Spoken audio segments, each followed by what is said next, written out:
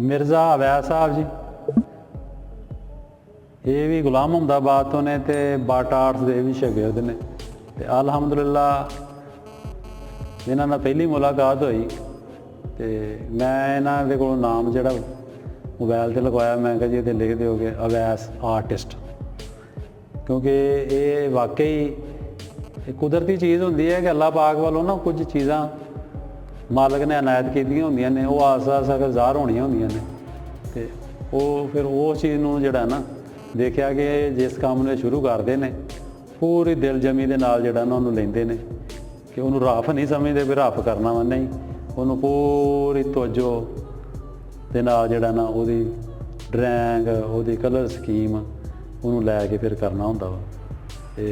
ये मुनफरद ही है कि